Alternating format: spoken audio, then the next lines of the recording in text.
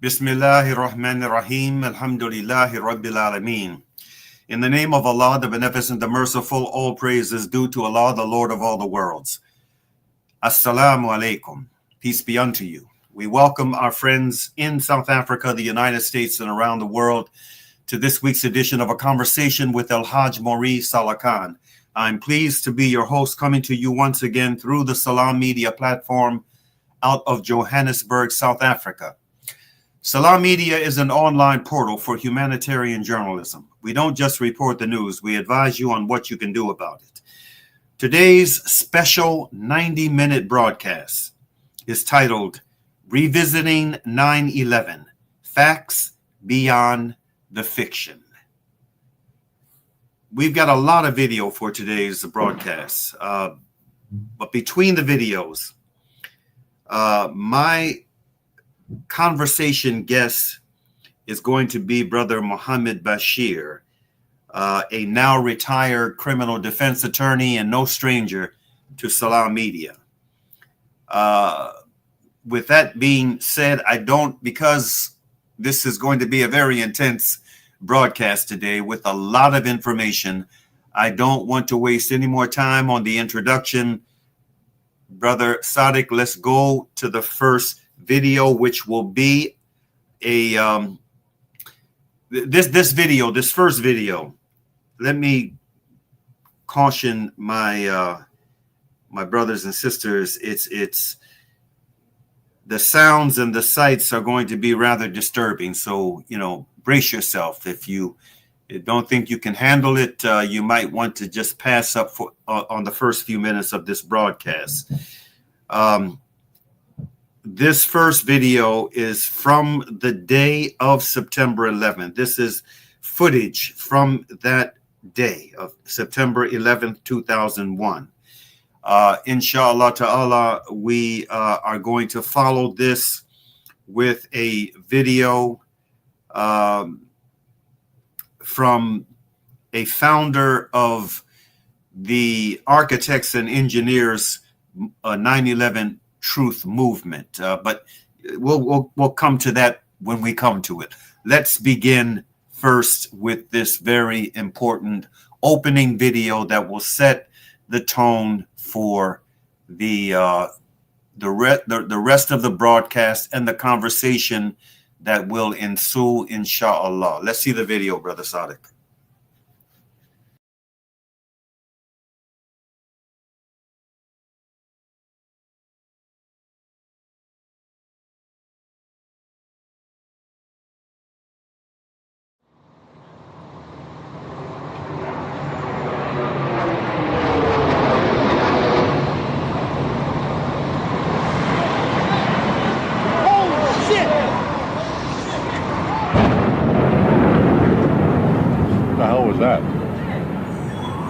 Plane crash. Hey, Beth. What is that? Somebody hit the World Trade Center or the... It's a Trade Center. The World Trade Center. Yeah. This just in, you were looking at obviously very disturbing live shot there. That is the World Trade Center, and we have unconfirmed reports this morning that a plane has crashed. As we come on now, we have serious news of a major and very tragic event for you right now. Incredibly, a plane crashed into the World Trade Center. I just heard a loud boom. I saw that actually. You did? Was it a plane?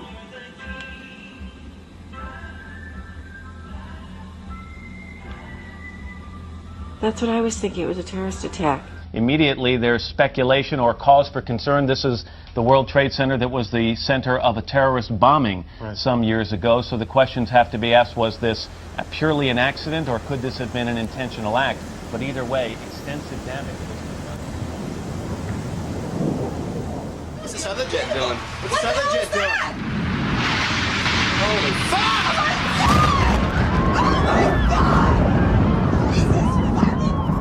Oh my God. Oh my God. Looks like 6, 7 floors were taken out. And there's more explosions right now. Hold on, people are running. Hold on just a moment. We've got an explosion inside The building's exploding right now. You got people running up the street. Okay. I don't want to tell you what's going on. Right, oh my God, another plane has just hit. It hit another building. Flew right into the middle of it. Explosion. My God, it's right in the middle of the building. Pick your reader up from under your seat. Stay on page 153.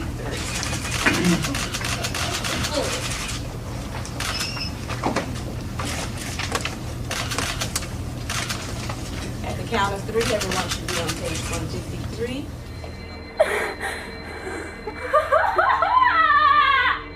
Mom, another plane just crashed into the other World Trade Center. Another plane hit it. A jumbo jet. I'm so scared. I'm leaving. No, don't, Megan. You can't. Bye. I love you.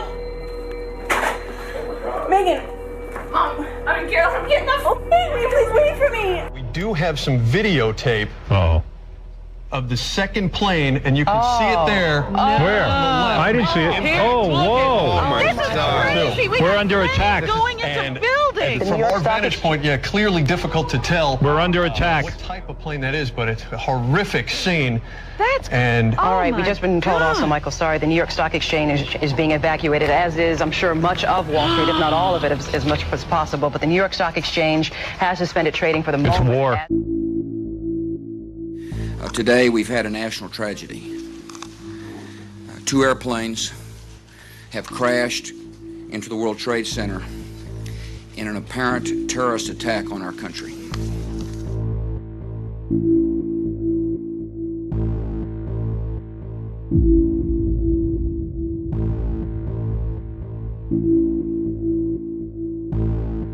David, I'm sorry to interrupt you, but we're looking at live pictures of the Pentagon where there is billowing smoke. Jim Miklashevsky just reported that he heard an explosion, and right now we're looking at an aerial view of the Pentagon. There are reports that the Pentagon has been evacuated and the White House is being evacuated. Clearly, you're seeing now these pictures from Washington, D.C. All of the airports across the country have been shut down. All flights have been canceled for another 7 hours, which is about 5 o'clock Eastern time, and then we'll reignite there. We'll take a look what's going on after that. The probability of extension, as they call that, is high. Take 2 and 2, 1. This is as close as we can get to the base of the World Trade Center. You can see the firemen assembled here, the police officers, FBI agents, and you can see the 2 towers. A huge explosion now raining debris on all of us. We better get out of the way.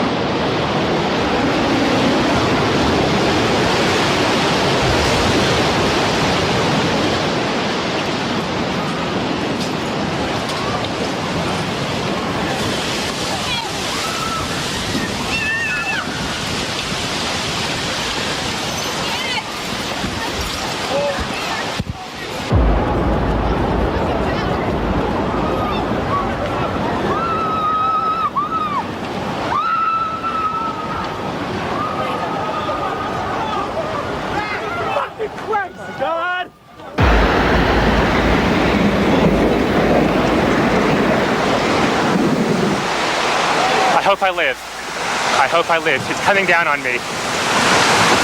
Here it comes. I'm getting behind a car. Duck it. Anthony, you okay? Yeah. Oh my God. Oh my God. Watch out. I got it.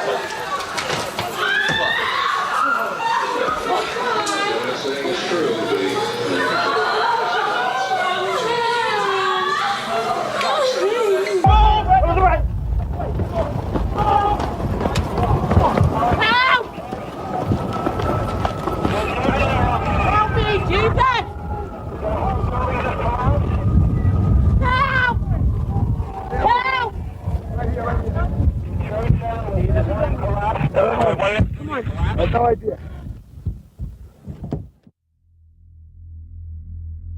I'll tell you that I can't see that second tower, but there was a cascade of sparks and fire, and now it looks almost like a mushroom cloud explosion, this huge billowing smoke in the second tower. This was the second of the 2 towers hit. Now this is a This is what it looked like moments ago. My God.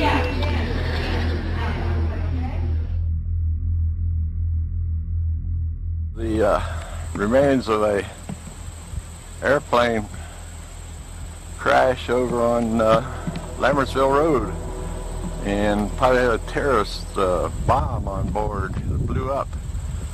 I don't know anything more than that. That's what I heard on the scanner. I just saw the smoke come up, and the explosion shook the house clear over here, and we are, what, 15 miles from Lambertsville.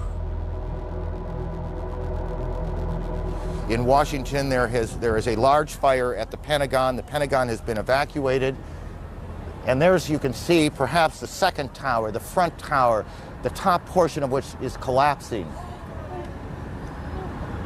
Good Lord.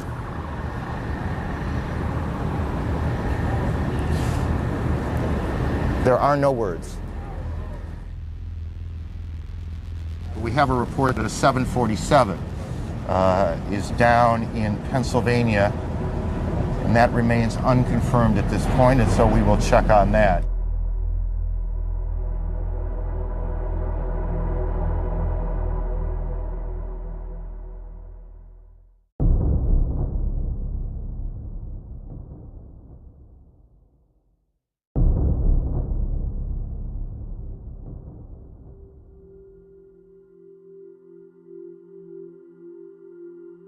Good evening. Today, our fellow citizens, our way of life, our very freedom came under attack in a series of deliberate and deadly terrorist acts. Thousands of lives were suddenly ended by evil, despicable acts of terror. These acts of mass murder were intended to frighten our nation into chaos and retreat. But they have failed. Our country is strong.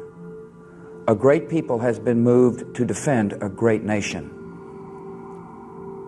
The search is underway for those who are behind these evil acts. I've directed the full resources of our intelligence and law enforcement communities to find those responsible and to bring them to justice. We will make no distinction between the terrorists who committed these acts and those who harbor them.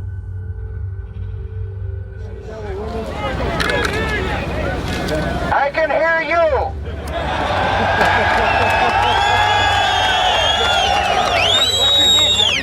I can hear you. The rest of the world hears you. And the people who knock these buildings down will hear all of us soon.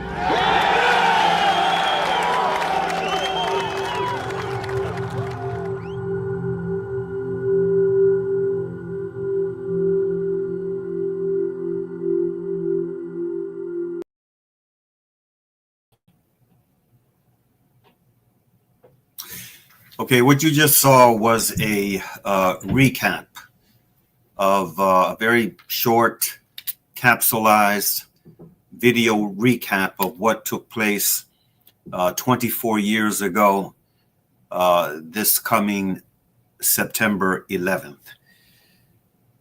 The second video we're going to see is an interview. This is a very important interview of the founder of a movement that's known as Architects and Engineers for 9/11 Truth. This is a very, very important movement comprised of professionals in the building sciences. The argument has been made by the many members of this alliance, this coalition of concerned architects and engineers, that the official narrative, as we've had it over the years, is just implausible. Scientifically, it's implausible. And I'll say no more. Let's just show the video of, again, the founder of the movement known as Architects and Engineers for 9/11 Truth. Let's see the video, Brother Sadiq.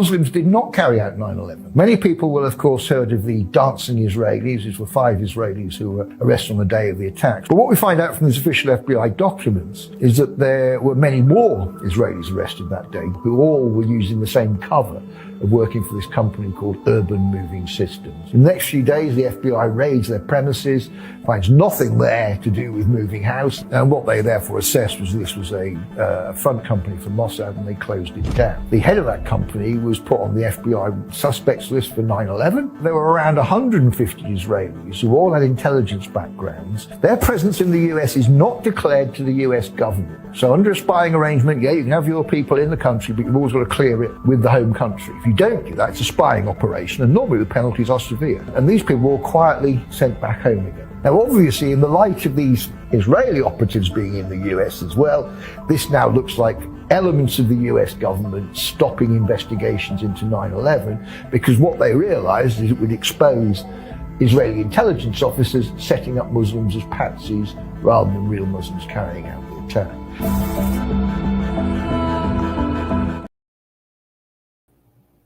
Okay, that was not the video we were supposed to see. Let me just say, before we go to the video that we were supposed to see, what you just saw was supposed to be the third video. We've got to get better organized here. That third video was a retired MI5 British intelligence agent. Now, this is very important.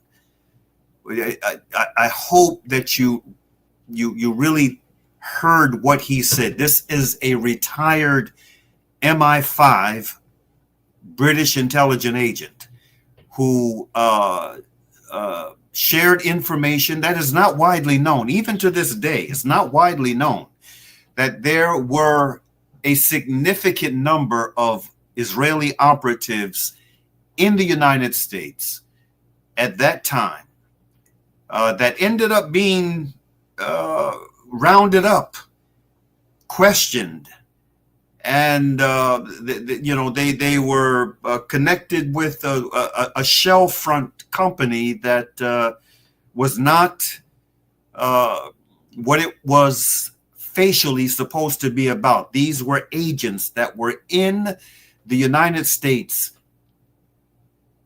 around that time that were engaged in whatever they were engaged in. And,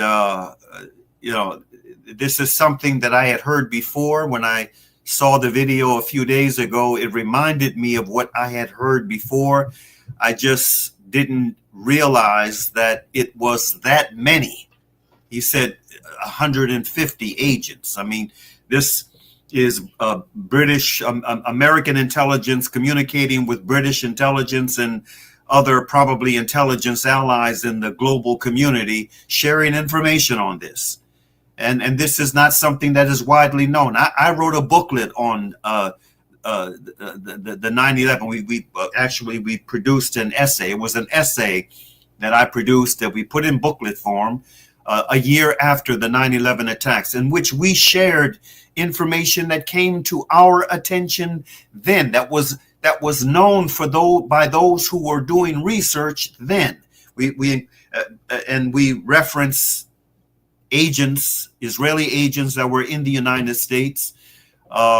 One of whom in the booklet that was in Mexico, that ended up being taken into custody because of some stuff that was going on at the same time in Mexico that this drama was playing out in the United States. And but I wasn't aware that there were 150 until I saw this video a few days ago, and we decided to include that in what we wanted to show today. Again, this person that you just heard from is a person who had the same kind of clearance that FBI agents, CIA agents from the United States have, British intelligence. And he was sharing information that a lot of folks just don't know. Now, with that being the case, that one being played out of sync. It was supposed to be the third video. Now we're going to see the second video. The second video is again the founder of Architects and Engineers for 9/11 Truth. Let's see that video, Brother Saalakhan. When you hear about different people making their claims about 9/11, you hear that say, jet fuel doesn't melt steel beams. And I'm sure you've seen the clips on YouTube where different guys are like, yes, it does. And I don't know if you've seen people reacting to what many say, jet fuel, 1,500 degree Fahrenheit, steel melts at 2,500. But then they show that steel does lose strength at around 600, is what they say. Yeah. What's your argument to that? Let's get into this, because the official narrative says, in both the Twin Towers and Building 7, that the steel, in the case of Building 7, expanded. In the case of the Twin Towers, weakened. And that they build a whole narrative based on that. And certainly steel weakens at 1,200 degrees Fahrenheit, loses half of its strength, it could begin to sag. We don't challenge that. But what we have in both cases is the evidence of molten iron. And that is incredible. It is found by the U.S. Geological Survey in all of their dust samples, previously molten iron microspheres, about the diameter of a human hair. 4 tons of them by extrapolation. Well, they don't tell us where those came from. Where did they come from?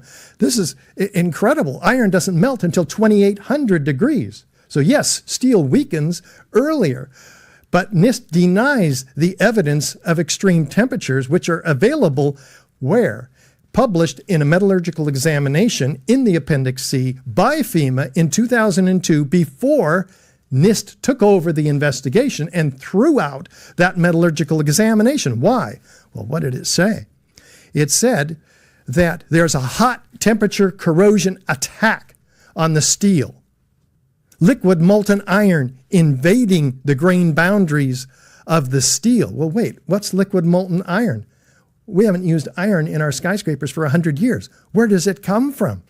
Well, molten iron is the byproduct of thermite. Thermite is an incendiary used by the military to cut through steel like a hot knife through butter.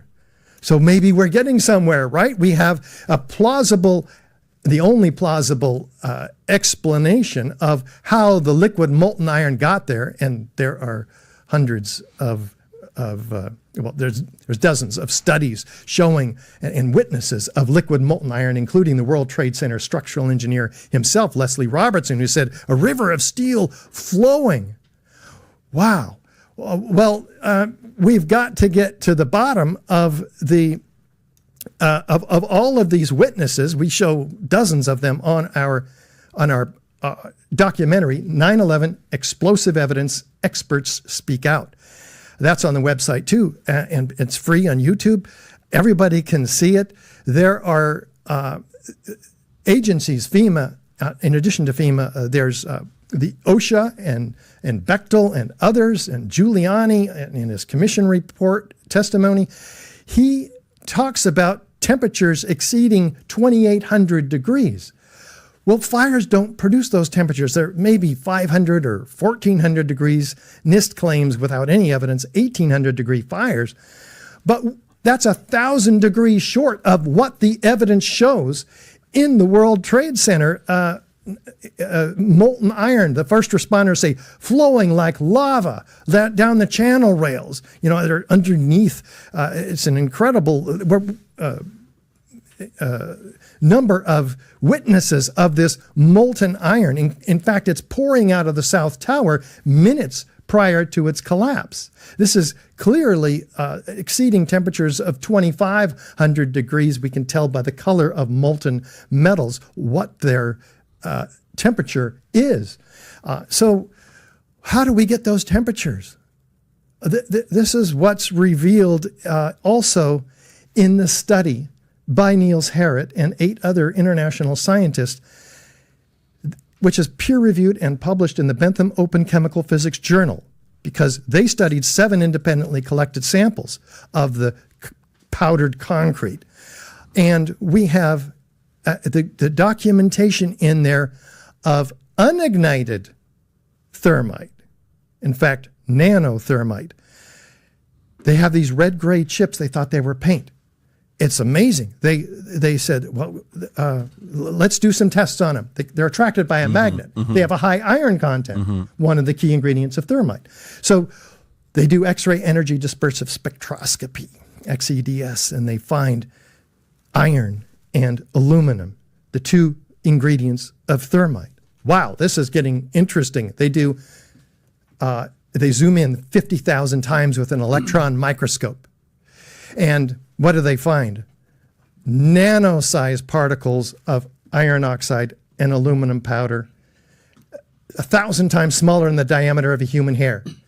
These are very carefully documented. They're in a matrix, a bed of oxygen, silica, carbon, organic material, which is used in TNT to expand rapidly, knocking things over. That's what high-energy explosives do. But they find that then this is a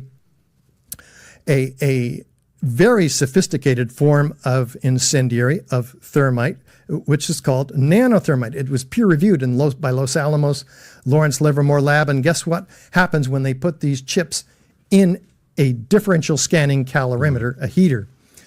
They ignite at 758 degrees Fahrenheit, producing, just like by the way, the peer-reviewed literature that came before.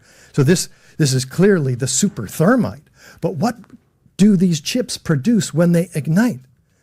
Molten iron microspheres with the same chemical signature as the molten iron microspheres that the USGS finds in RJ Lee Group, an environmental consulting firm, and all the World Trade Center dust.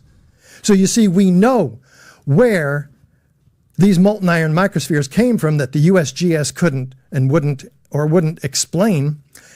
That we know that this is a self-corroborating, repeatable set of experimental data that shows us what brought down the towers when you consider it in concert with all the rest of the evidence that we have yet to cover. So if you like this clip and you want to watch another one, click right here. And if you want to watch the entire podcast, click right here.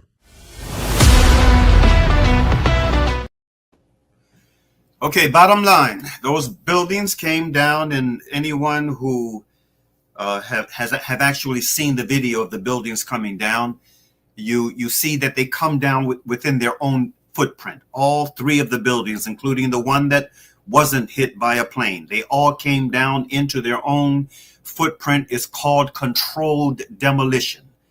This is what brought those buildings down.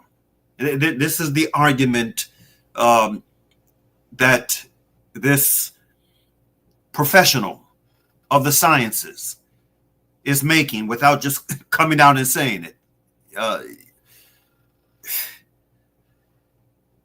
At any rate, what we want to do now at this point is we want to have some conversation with our guests before we bring in the other videos that we want to show from a conference that we did just months, in fact, to be exact, 2 months after the tragedy of 9/11. Before we show clips from that thought-provoking conference, in fact, I consider that to have been one of our final moments, finest moments as human rights workers.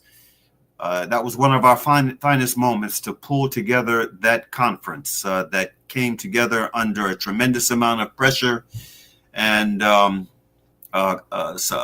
not just a little consternation on the part of many.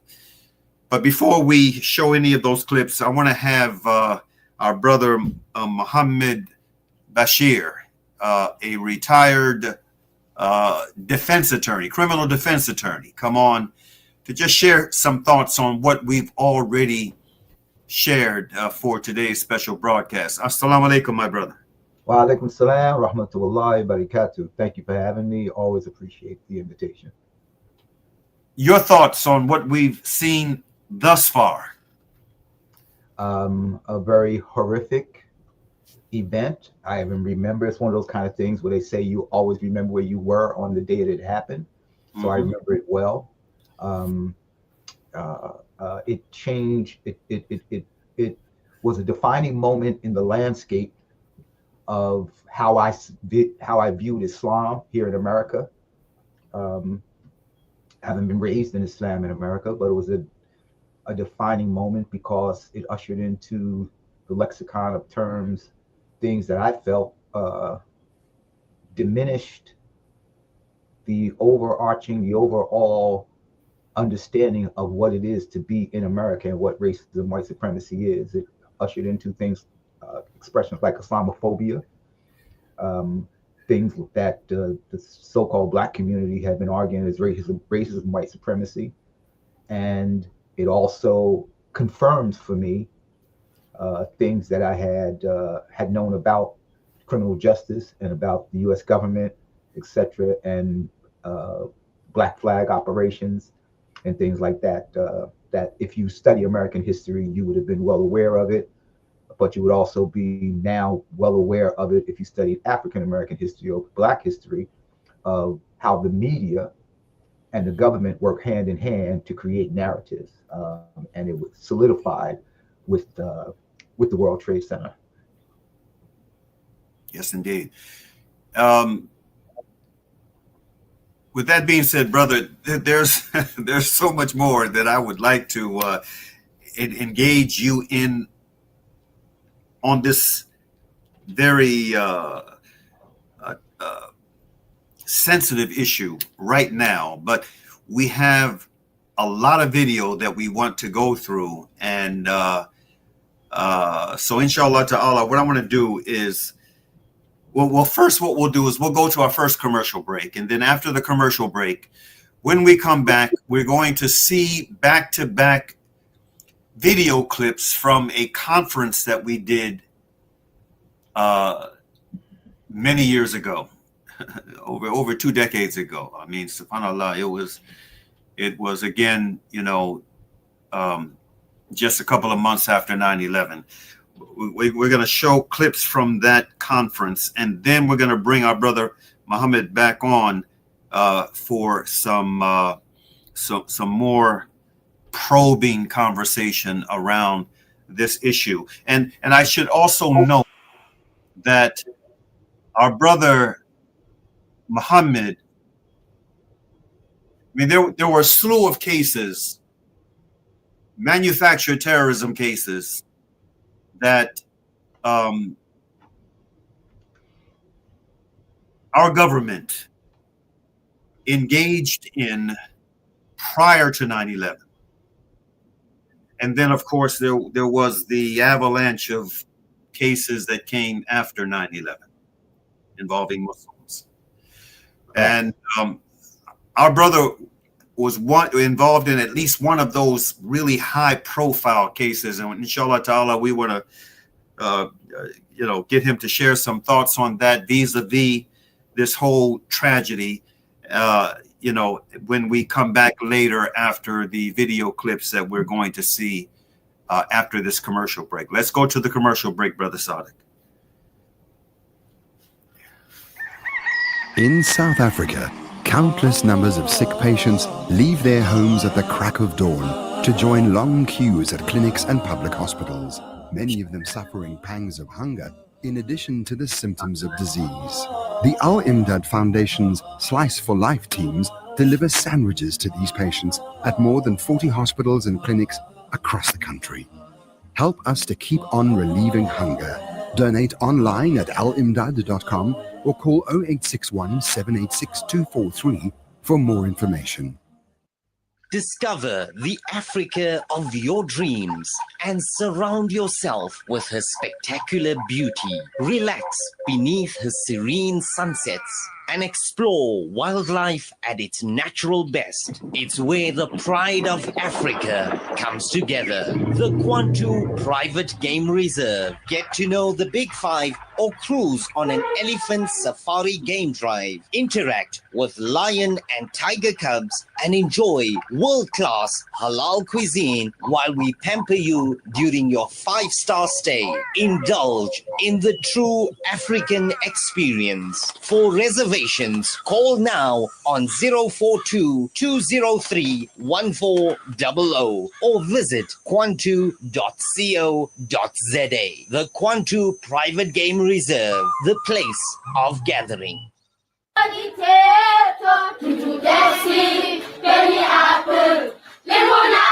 Penny Appeal's Education First campaign helps children to get access to quality education. I'm 14 years old. When I grow up, I'd like to be a scientist. We believe every child belongs at school, And we want education, a better education.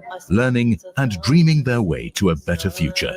With your help, we can provide classrooms, desks, stationery packs, and school shoes. Help make these dreams a reality. Visit www.pennyappeal.org.za or call 031 1100 573. Penny Appeal. Small change, big difference.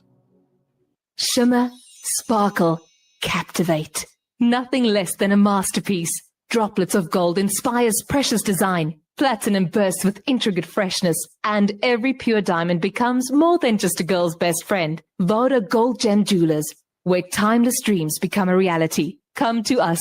We tailor-make designer gold, platinum, and diamond jewelry. Trade in or remodel your old gold. Clad yourself with classy name-branded watches. We offer insurance valuation and freezer card calculation. Visit us at 534 Ridge Road, Overport, or call 031 208 9142. Voda Gold Gem Jewelers, manufacturers of fine gold and diamond jewelry.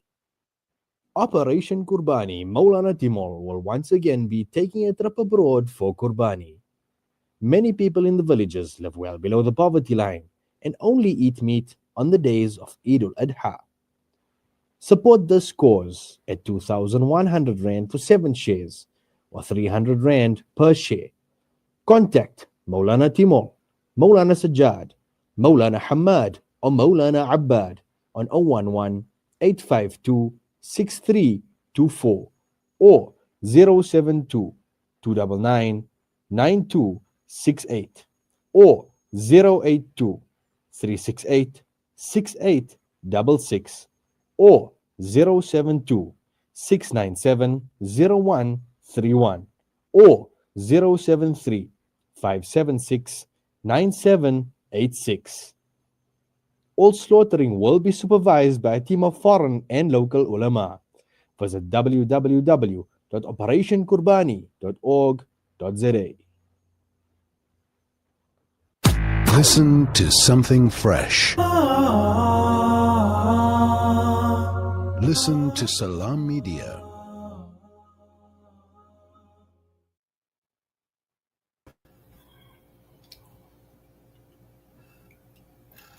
Okay, welcome back to today's broadcast. If you are just joining us, our topic for today is revisiting September 11th, Facts Beyond the Fiction. At this point, what we're going to do is show some very, very important video, some historic video. This stems from November of 2001, just 2 months after the attacks of 9/11. We convened a press conference. Well, no, it wasn't just a press conference. We convened a conference. There were members of the press that were present, but it was a conference on the 9/11 attacks and the response to it. We were concerned about how the attacks of 9/11 were being used to legitimize Islamophobia, coming not just from everyday folk, but from our own government. And so, you know, what's interesting, brothers and sisters, ladies and gentlemen, viewers of Salam Media's broadcast and listeners on radio, what is significant about this is that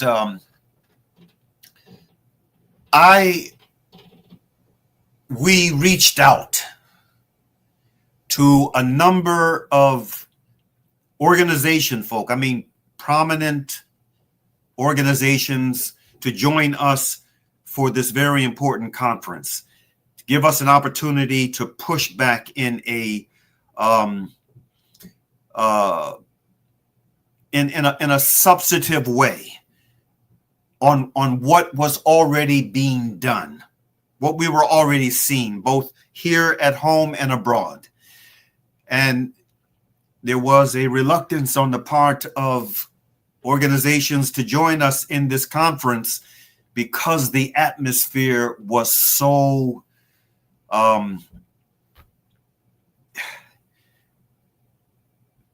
what is the word for it? It was, the atmosphere was very intimidating. It was a very intimidating atmosphere. There was a lot of fear.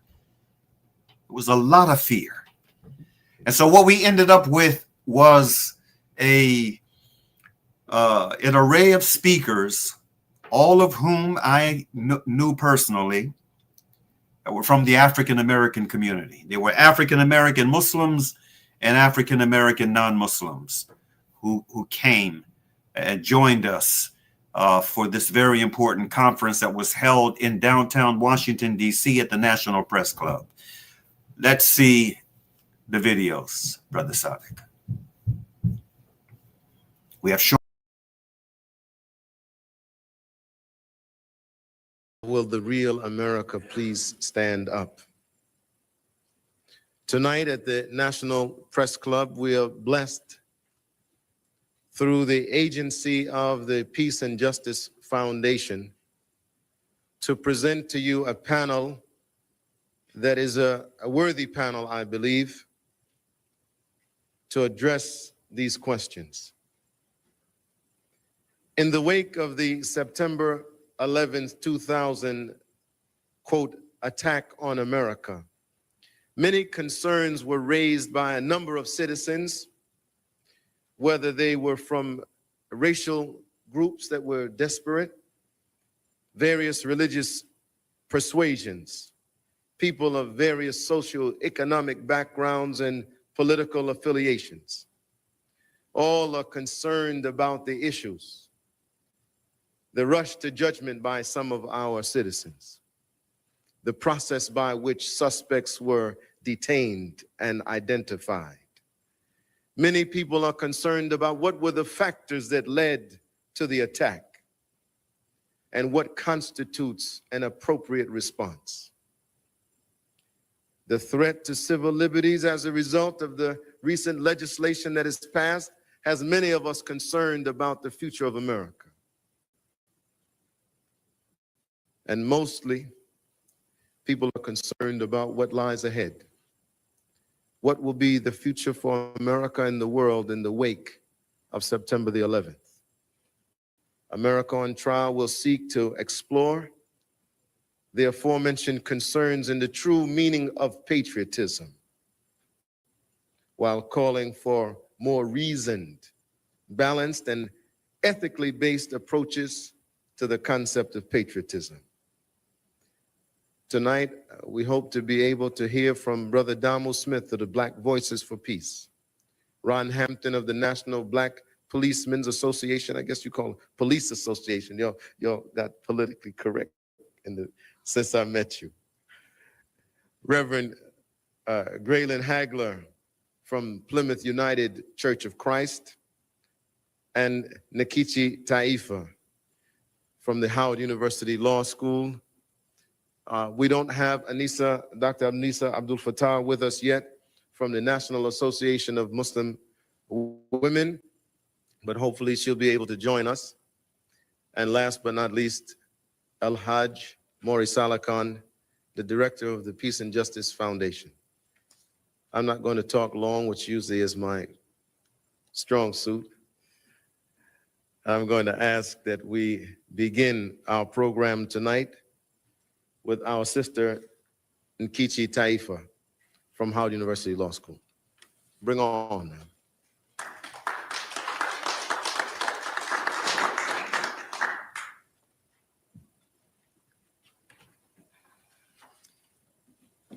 Thank you, my brother.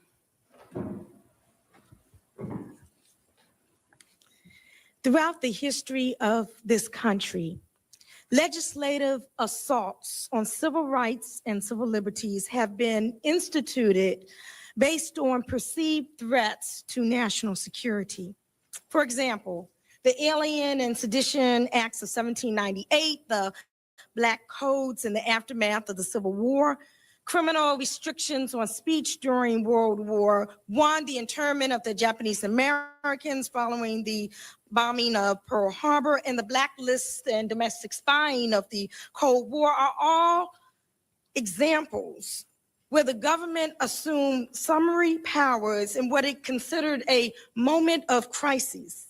In most instances, the measures imposed went far beyond addressing the exigencies of the moment, and in most instances were later regarded as shameful episodes in United States history. Ironically, however, where legislation was necessary to curb the domestic terrorism of lynchings during the middle part of the last century, repeated Senate filibuster made any passage of law of federal anti-lynching legislation impossible. Such was not the situation, however, with respect to the Halloween week passage of the USA Patriot Act on October 25th, 2001. With respect to that act, the full name of which is the Unifying and Strengthening America by Providing Appropriate Tools Required to Intercept and Obstruct Terrorism Act, there was no careful or deliberate process. In most instances, there was no debate. There was no filibuster. The administration simply dusted off every proposal it had sitting on its political drawing board, which for African Americans in policing, as well as an advocate for the communities of color. Brother Ron Hampton, come on up. That wasn't too bad, was it? Thank you. Thank you very much, and good evening. I had spoken to the brother about a brief introduction because my mother sort of says that all of that is about worthy of your last presentation. So you had to constantly live up to it. And so no, I just wanted it to be modest because I have a very serious topic tonight, and that's to talk about policing in America, a tradition in need of reform. First of all, I'd like to sort of preface it in a connection with my career. I spent almost 24 years in policing, and I retired in 1994. This is 2001, almost 2002. So that's probably over about 30 years. And I spent 5 years before that in the military, in the Air Force, in some of which I spent in Vietnam, supposedly fighting for my country and other things relating to the USA, only to come back home to be treated as though I was, and reminded that I was this African-American person of which I had a place. And policing sort of reminds me of that. 30 years ago, the issues in policing for African-American people were police abuse of power, police brutality, overrepresentation in the criminal justice system, a lack of equality, a lack of quality of police service in our community. Racial profiling, believe it or not, it wasn't called racial profiling 30 years ago, but we have a brochure, a pamphlet at the National Black Police Association that we use today called What to Do When Stopped by the Police. And believe it or not, that pamphlet is 21 years old. And we didn't necessarily talk about driving while black issues, although African Americans and other people of color were looked at and picked on because of the color of their skin. But we experienced a lot of complaints, a lot of inquiries around what to do when the police got to my door, what to do when the police stopped me on the street. I don't know if any of you all remember, but maybe some of the legal people would remember that there was a brother in San Diego some years ago that had dreads who would walk through white communities coming from one place to the next place, and the police would always stop him and they would run him in and do a whole host of other things to him. And so the brother just got tired. The case went all the way to the Supreme Court, which I wasn't surprised, only to reaffirm his right to walk wherever he wanted to walk in America, but simply because of the color of his skin and the way he wore his hair, he was persecuted. Turn our attention now to the issue of moral and ethical challenges, spirituality in a time of uncertainty. Reverend Graylin Hagler, who is the senior minister at Plymouth United Church of Christ in Washington, D.C. He was the organizer and founding pastor of the Church of the United Community in Roxbury, Massachusetts. You know, if I heard the word Roxbury, I always think of Malcolm, you know. Even though I've never been to Roxbury, Massachusetts, I just feel there's a certain energy that comes out of there. And so he served there for 12 years, and he came to Washington, D.C. in 1992. He serves on the board of the D.C. Appleseed Center for Law and Justice and the D.C. Superior Court's Crime Victims Compensation Advisory Board. So now I know who to call. Ron, when we get arrested and they beat us up, we call Reverend on them. The Neighborhood Assistance Corporation of America and the Americans for Democratic Action, the Church Association for Community Service, and the DC Rainbow Coalition.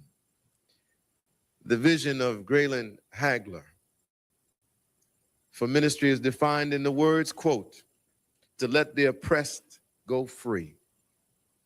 And through his ministry, he seeks to respond to the world where the demands and the compromises often cause the human spirit to become damaged and truncated. And through preaching the word of God and community organizing, he seeks to lead others toward liberation by opening the ability to dream of a new world. Reverend Graylin Hagler, I want you to come to the platform right now.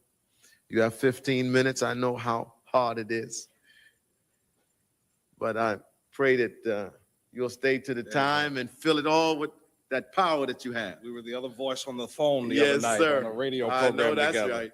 Amen.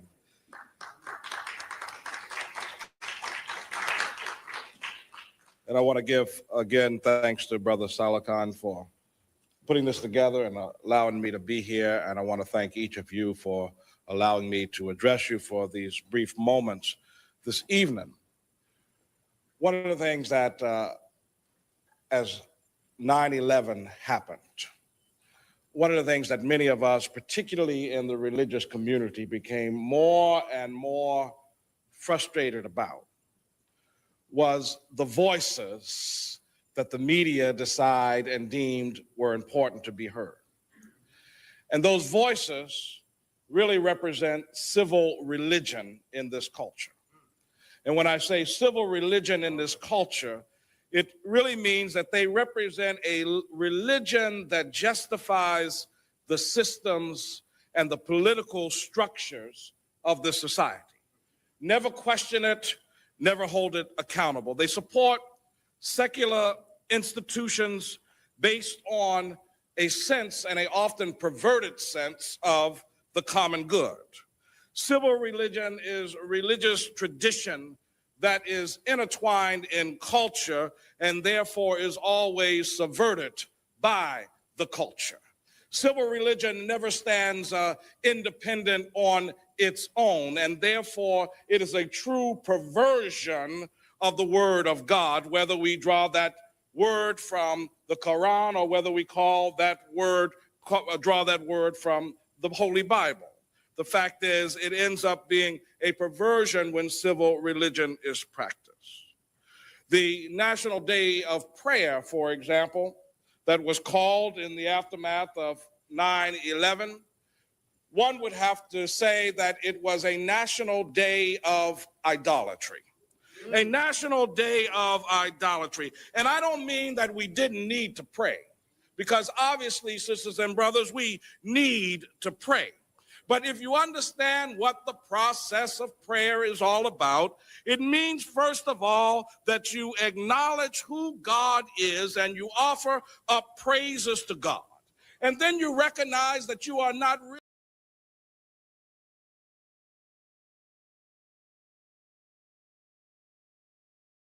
Good evening, sisters and brothers, and I want to thank Brother Saalakhan and the Peace with Justice Foundation for sponsoring this event.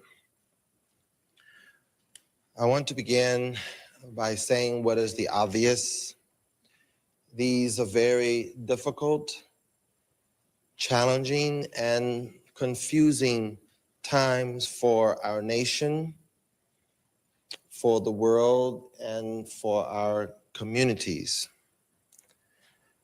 This is a time where people are under great stress, a time when people are still mourning the loss of life, the tremendous loss of life on September 11th,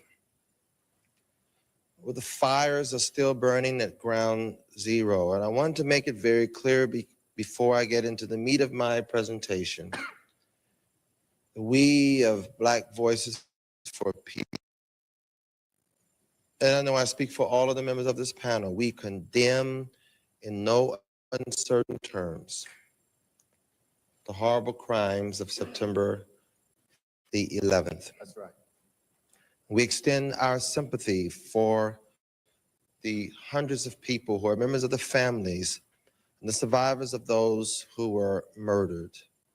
We mourn those here in the Washington area who died, and in New York and in Pennsylvania. We mourn the postal workers who have died from the anthrax contamination. We mourn the Asian sister in New York who died of anthrax poisoning. We mourn tonight.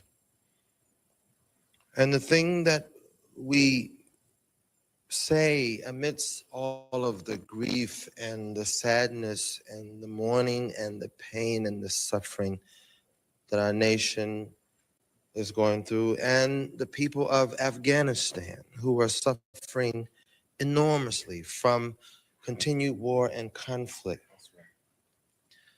That war is not the answer to any of this.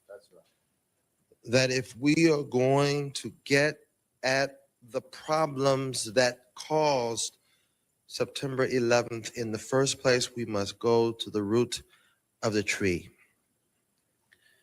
Now, there are some people who don't like what I am about to say, because when we say these things, they accuse us of somehow trying to rationalize and justify the actions of those who took the lives of so many people on September 11th.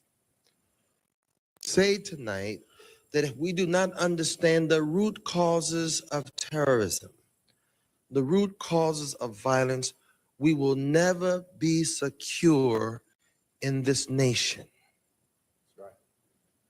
And what I want to say today, and I want the American people who are listening tonight to this program to understand, we can rally around the flag. We can say to our president, let's go and get them. We can say this, let's get Osama bin Laden. But one thing we better start saying is that our nation's foreign policy must fundamentally change, because there are people who hate us.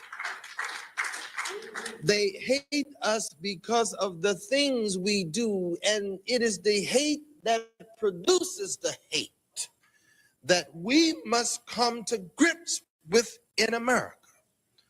Because as we ponder solutions, we have to say to ourselves, what is going to bring about permanent peace in the world? Not some temporary band-aid peace with the use of military force. Temporarily give us some relief that we think we are all right and secure in our homes and our airports and airplanes, but no. As long as our country continues to finance despots around the world, train them with our military advisors, and in our names, with our tax dollars, supply armaments, planes and tanks and guns and bullets to states who are involved in state-sponsored violence and terrorism. As long as we continue to do that and our hands drip with the blood of the victims in these countries, that's right. And then we wonder why people hate us. We must understand tonight that the solution lies in us changing our own behavior. And it's not to justify what those people on September 11th did, is to try to understand it and put it in perspective and context so that we can really have some permanent peace and some permanent justice. Black Voices for Peace is an organization of people of African heritage formed to lift up Black voices and Black actions for peace with justice. And we want to do this in the spirit of Dr. Martin Luther King and his profound peace legacy, his peace with legacy. He spoke out against the war in Vietnam at a time when it was extremely unpopular to do so in 1967. He railed against our militarism and militaristic policies around the world. And we too tonight say, war and violence is not the answer. We say tonight that we must oppose terrorism in all of its forms. When the South African government, under the white minority apartheid regime, was oppressing the Black majority, killing them, murdering them, jailing them for long sentences, our government for many years, the United States government, condemned the ANC as a terrorist organization when they in fact were freedom fighters. They never used the word terrorism against the white minority government when they were committing state-sponsored terrorism, and our government supported them. Our government, with our tax dollars, supplies the mines that blow off the limbs of our children in Angola, a country that has one of the highest per capita amputee rates in the world, alongside Afghanistan. Our government was the government that trained the Guatemalan military, that committed untold crimes and genocide against the indigenous people of Guatemala, and an international commission condemned the United States government for its genocide against the indigenous people. We've had white supremacist terrorist organizations bombing our churches, white supremacist groups burning our churches, not in ancient history, but in recent history. Our nation's history has been steeped in terrorism. Our nation's culture is steeped in violence. Our popular culture, our movies, everything is focused on violence. And we wonder why our country and our nation and our world is in the shape that it is in today. And so today, I say to you that we must deal with the fundamental problems. If we want to deal with racial profiling, we must deal with racism.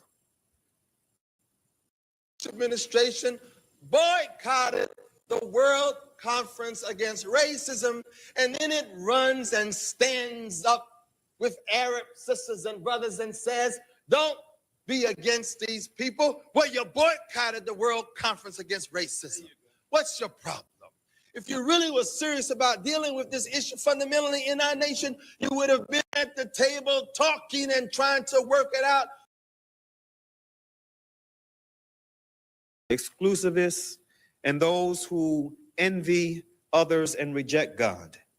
The Quran teaches us that among all people there are good people and bad people, and God will judge us according to our intentions and our deeds. not by the names we call ourselves or what we call one another. The righteous and the believing people are not limited by race, nationality, gender, or religion. The righteous are those who are seeking God, and their paths carry them through many names, places, and ideas. But for sure they will, according to God's promise, be joined at last in the presence of God. We thank God for this hope and for this promise. I thank Brother Saalakhan and the Peace and Justice Foundation for allowing me this opportunity to share my views with you tonight. And I pray that all will find some benefit in what I have to say. Prior to September 11th, the world seemed relatively calm, but now we know that it was not calm. There was a war going on, and the target was human civilization. And the objective of those who are at war with the world is to impose their views and their authority upon the world through force. Perhaps they feel that their religious beliefs compel them to such actions. Yet the truths of monotheism found in the holy books of God prohibit compulsion in religion, saying truth stands out clearly from falsehood. And let those who believe, believe, and those who do not believe, let them not believe. The issues that are standing before us this evening are farther reaching than the petty sectarian squabbles that have resulted from the September 11th attack. They are issues that affect believers and non-believers. These issues are that our human civilization are faced with today are issues, the resolution of which will determine whether this century will be a century of war and conflict, polarization and hate, or whether it will be a century of change. Our goals and actions aimed towards better understanding and international cooperation between peoples of all views, races, nationalities, and ethnicities. Just as the issues facing us are universal in scope, so must our approach to these issues be based on a worldview that is larger than any one country, group of people, or religious or political perspective. We are faced with possibilities that are real as the attacks of September 11th. And we should not miss this opportunity to learn the lessons and to formulate solutions to our situations with trust in God and without fear. I would like to speak for a moment about fear, since it seems that it is fear which is driving much of our response to the September 11th attacks. To the extent that we yield to our fears or those who promote fear, we are losing the campaign, or we are losing, the campaign against terrorism. This is so because terrorism is nothing more than an attempt to lead mankind to its own destruction through fear and its companion, which is hate.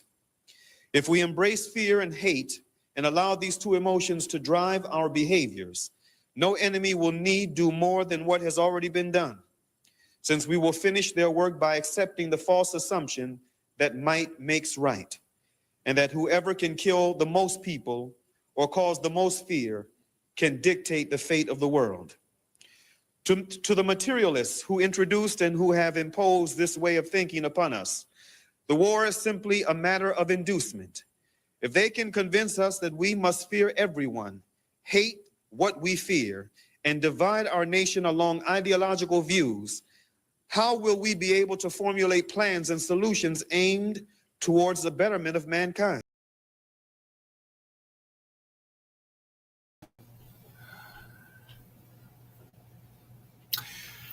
Welcome back. The message that you heard from me was not actually from me. I was reading the words of a sister that was supposed to have joined us, but who was unable to join us. The late Anissa Abdel Fattah, an extraordinary sister. In fact, both she and Brother Damu Smith are with the ancestors now. They have passed on. May Allah Ta'ala be pleased with them. And initially, we were thinking to play the entirety of Damu Smith's address because much of what he had to say, as you can deduce from what you heard, was relevant to the challenges that we are facing right now. Much of what he had to say, I mean, it was very pertinent to what is going on right now. but because of time, I had to ask our brother to cut it short. I just did get a confirmation. I just received a confirmation that Salam Media is going to play the entire conference. You just saw clips.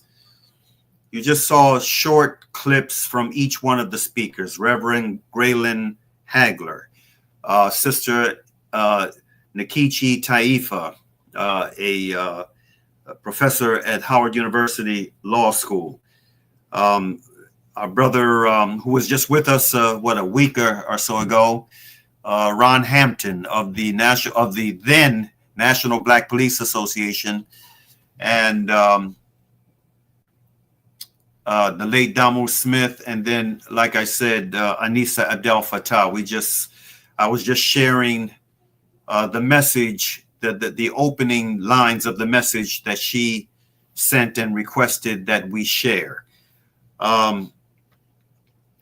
But alhamdulillah, Salam Media is going to play the entire broadcast. It's about 3.5 hours long. They're going to play it on September 11th, inshallah. So you'll get an opportunity to hear it in its entirety, and you're going to be informed and inspired. With that being said, let's go to a final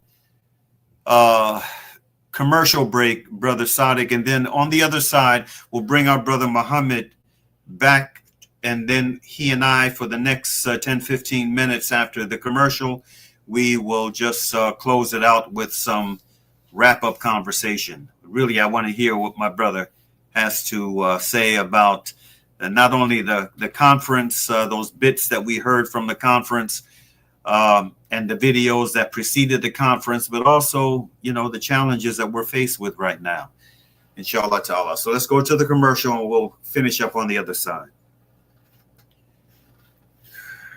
Our brothers and sisters in Palestine are enduring unimaginable hardships. Ashraful Aid teams are on the ground delivering crucial aid to those in need, but we can't do it alone. Palestine is suffering and they need your help.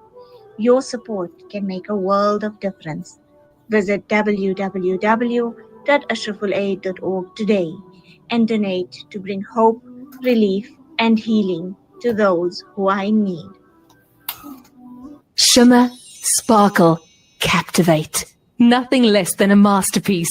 Droplets of gold inspires precious design. Platinum bursts with intricate freshness, and every pure diamond becomes more than just a girl's best friend. Voda Gold Gem Jewelers, where timeless dreams become a reality. Come to us. We tailor-make designer gold, platinum, and diamond jewelry. Trade in or remodel your old gold. Clad yourself with classy name-branded watches. We offer insurance valuation and free zakat calculation. Visit us at 534 Ridge Road, Overport, or call 031-208-9142. Voda Gold Gem Jewelers, manufacturers of fine gold and diamond jewelry.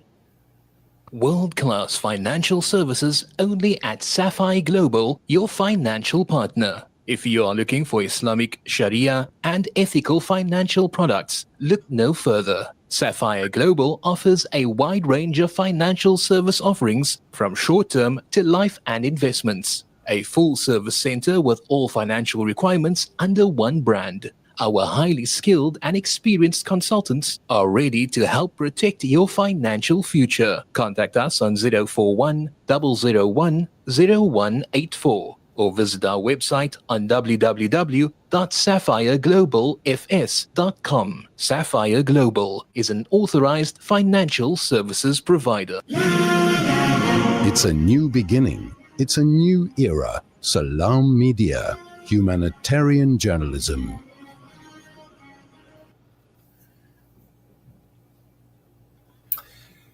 Welcome back to the final stretch of this very, very important discussion, this very, very important presentation on 9/11 past and present.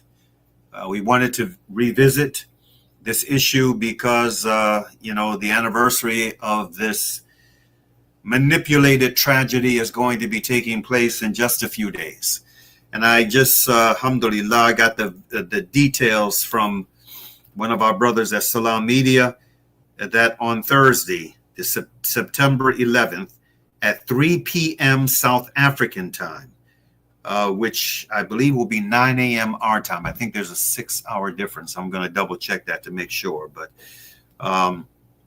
at 3 p.m. South African time, early morning our time, they're going to show that conference in its entirety, the whole 3.5 hours. It was a very thought-provoking conference. You know, most of the folk who were there in that audience, most of them were media. Yeah, most of them were media.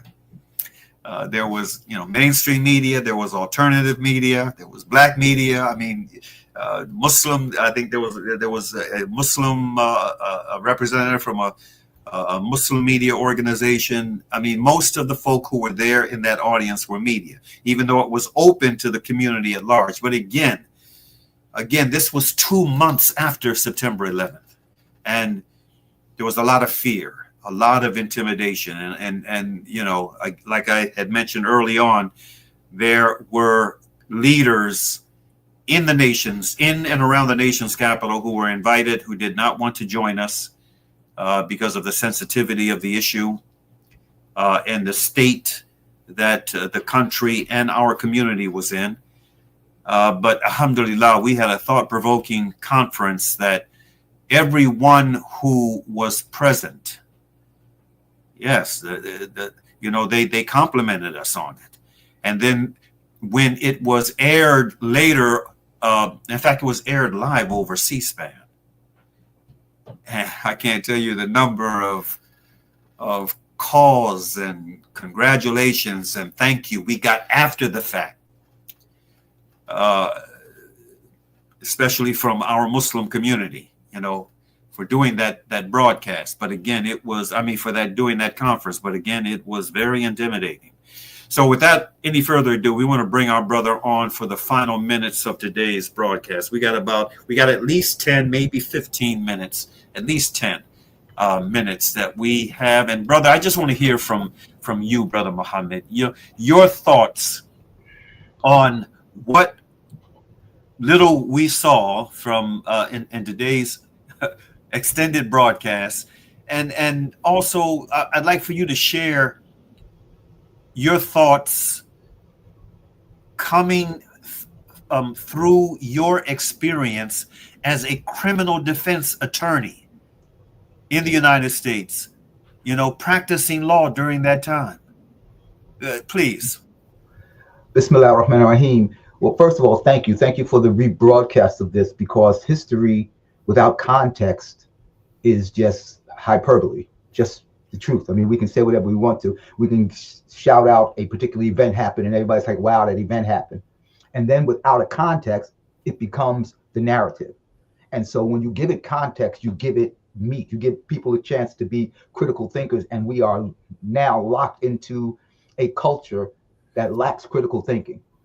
So you were right, 100%. In 1993, there was an alleged attempt to bomb the World Trade Center by a van being driven into the bottom of it and exploding the bomb. I was part of that particular trial on that particular case, which was in the Southern District of Maryland, along with my brothers Hassan Abdullah and Bashir Camille, two brilliant lawyers. And so we were part of that particular case. Hassan had a tremendous reputation for being one of the few people who were involved in a lot of these so-called terrorist incidents. He's tried probably more so-called terrorism cases than anybody in the country at the time. The history of it is, again, I'm giving you context now. So that means in 1993, there was already an attempt at the so-called bombing the World Trade Center. And this is already, we're now out there in the world warning people about the change in the language. Mm-hmm. Remember, all of a sudden, this concept of fundamentalism began to come out. All of a sudden, this concept of jihadists began to come out. These became new lexicon terms in American culture. And those of us who were born and raised in American culture, we know what they do in the media as it relates to that. So in 1996, 97, we began to monitor people like Billy Crystal, All right. Billy Crystal, in case your audience doesn't know, is the one who wrote the blueprint for the Project for a New American Century. Now, keep in mind, he's in 96. Billy Crystal wrote that? He wrote the... Not Billy Crystal, the comedian. Oh, right? okay. All right. The one who was part of the Bush administration. Okay. Right? Then they created a concept called neoconservatives. All right, you remember that? All of a sudden, they had this whole group of neoconservatives, which included Cheney and Wolfowitz and all these cats. And part of that was exposed when Wesley Clark, General Wesley Clark, a general of the United States military, exposed on national television as he was running for president their plan. Their plan during that particular time was they were going to find a event that could rival Pearl Harbor in order to unite the country around their project. And their project was that they were going to destabilize the so-called Middle East. Think about that. Now, this is a prediction ahead of time. We need a new Pearl Harbor in order to rally the people. So when you talk about the World Trade Center going down and World Trade Center 2 going down and building number 3 going down without ever having been struck or hit or even debris falling on it. Now, when the architects and engineers for 9/11 Truth begin to speak, now it begins to register and make sense because now you have a context. They need an event. They need a Pearl Harbor. So now you get a sense of who it is that's orchestrating this, as whether or not it's a black flag or false flag or whatever it is that they call a black op or whatever it is. I don't want to get into what them. I think the record speaks for itself. You have these architects from around the world, experts in their field, telling you what they believe the science demonstrates. Mm-hmm. He said, though, General Clark said that he was brought into a room and he was said, General, by one of his generals, one of his subordinates, we're getting ready to attack Iraq. And he asked why. Iraq, according to his intelligence, Iraq had nothing to do with the World Trade Center. And the guy says, I know. And he said, and don't, before you get too carried away, I want you to understand. The project is that they're going to destabilize the Middle East by moving on Iraq first, Syria, Lebanon, Libya, Somalia, Sudan, and Iran. Those were the 7 countries that they had intended to destabilize within 5 years. Now, obviously, it didn't happen within 5 years. But now, put the pieces together. Mm-hmm. Because this is what we're doing, because we have to go to court. I got to go to court with a name like Mohammed ibn Yahya Bashir. Think about that. I got to go to court, and everybody in the courtroom is thinking he's a terrorist. Mm-hmm. I was stopped on a train. They literally made the train go all the way through from Trenton through Newark, I think from Delaware to Newark. And people couldn't get off in Trenton, in Menlo Park, etc., because they said there was a terrorist on the plane. And it turned out that someone had a name that was similar to mine, and I used the credit card to purchase my ticket to get from DC to there. This is the nature of what they're stroking as it relates to fear. Mm-hmm. All right? But they need the people to rally around the fear. Now, put a stick pin in that. Because what do you think they are doing now with the project of with Project 2025, except stoking the fear? What do you think they're doing right now when they go to DC and they say it's a madhouse, it's crazy, there's crime everywhere? What do you think they are doing? Because they're not stoking fear in DC. They're stoking fear in Idaho and in Iowa and all the places that rushed to join the military back in that time, so that when George Bush said, let's go get them, these kids were jumping on because they wanted to defend their country, because they believed in their heart that their country had been attacked by terrorists. Nobody has yet to be able to determine who the terrorist was, regardless of what they tell you about Osama bin Laden, because history has a context. Al-Qaeda, who allegedly bombed the World Trade Center, is a creation of the United States government in a group of warlords and farmers, etc., that they brought together to extend the war between the Soviet Union and Afghanistan. So they were being funded by the United States government. Now you have a context. Wait a minute. What's the old expression they used to say in the hood? Who foots the bill calls the tune, right? Mm-hmm. So now we're rocking with it. And this is what you're seeing. So whenever you hear these governmental major events, you really have to find the context. because in America, nobody wants context. And when I'm trying cases, I have to see that in a jury. Do they want to hear the context? Do they really know the context? And if I can't give it to them in a way that they understand and be willing to pull, they will go with the stereotype. They will go with the created image by the government, and they will accept it. Your conference, I remember that conference. By the way, I don't know who that young man was that was reading that letter, but it couldn't have been you. I mean, my gosh. You look like a teenager. In any event, the point being, history without a context is just hyperbole, or it's stereotyping. It's giving people a surface argument, and the people have a tendency to hold on to it, especially in this day and age of sound bites. So what you did was give them a context. You gave them the World Trade Center footage, and then you gave them the people who had investigated it literally. Even right now, by the way, I just saw Jon Stewart maybe about 6 months ago. We got downtown at Congress trying to get some kind of payment for the people who were victims of this, and the government is still against giving these people the medical assistance and the money that they need. It suggests to you, what is it? I mean, it suggests to you, just like Katrina, it suggests to you that that's not really a concern of theirs, nor was that the concern. The concern was the destabilization of, by the way, they got Sudan, they got Somalia, they got Libya, they got Syria. They already had Lebanon, so I don't know why they would need the Israelis had Lebanon on lock since the 1967. So why they would include Lebanon is beyond me. But that's the context that we can never forget, because the government has always come with a lie. Your conference, however, offered something that only, listen closely, that only the so-called Black community in America has offered. And that is a moral challenge to America. And you remember that it was Kwame Ture, also known as Stokely Carmichael, who said, Dr. King is appealing to a people who don't have a moral conscience. And therein lies the problem here. If you're going to be a Muslim in America and you are relying on a moral center, then that moral center has to reach on all levels.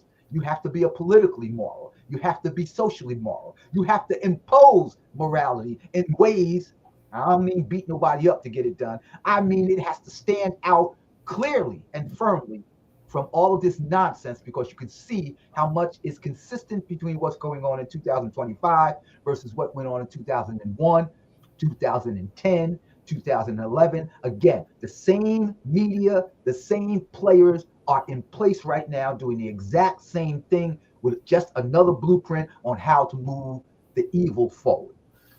And on that note, brother, I want to thank you for joining us today. This was an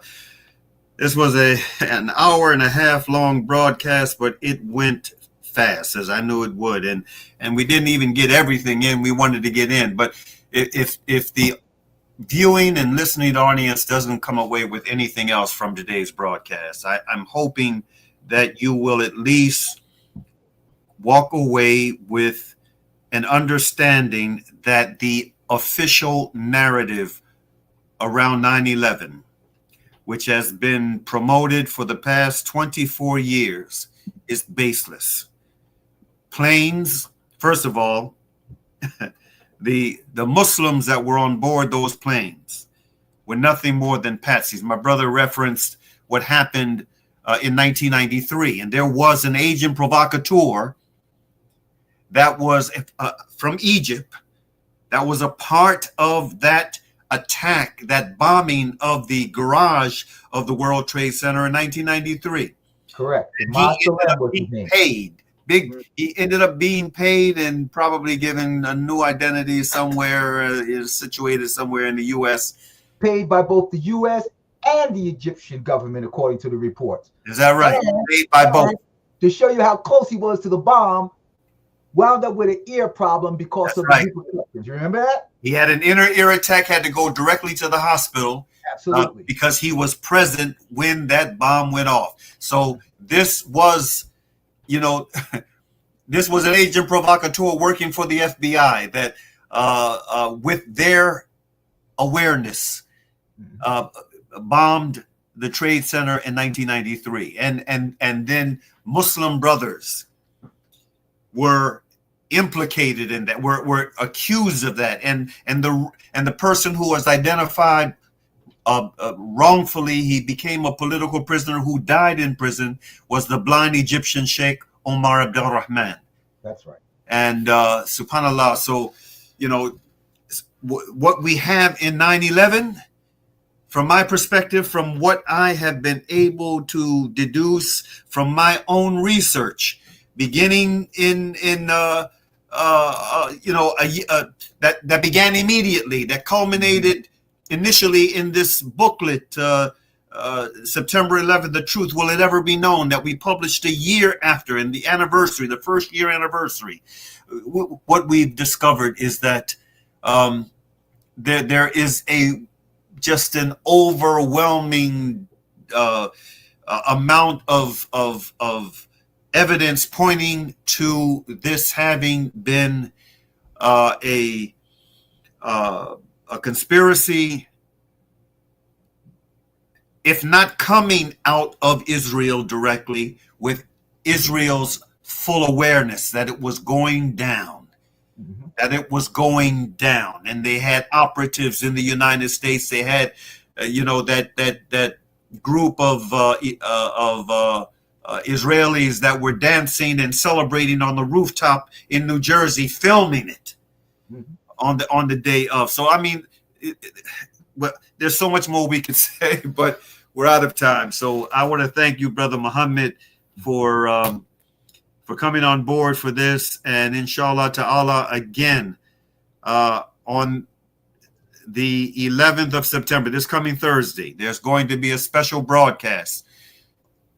The conference that we did 2 months after the attacks in its entirety is going to be shown over Salam Media, inshallah ta'ala, and I'm just looking forward to it, and looking forward to the responses that we get from our viewers and listeners to today's broadcast and to what they will see on Thursday. We apologize for the shortcomings, any shortcomings that we had in presenting today's broadcast, but we're thankful that we were able to do it, and we pray to Allah subhanahu wa ta'ala that it provides benefit, some degree of clarity, and an opportunity for us to take this struggle against terrorism on all fronts to a moral conclusion. We need to stop the 9/11s that we have had repeatedly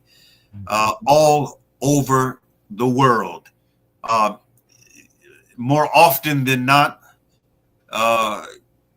orchestrated by Western powers. On that note, Bismillahir Rahmanir Rahim, wal asr. Innal insana lafi khusr.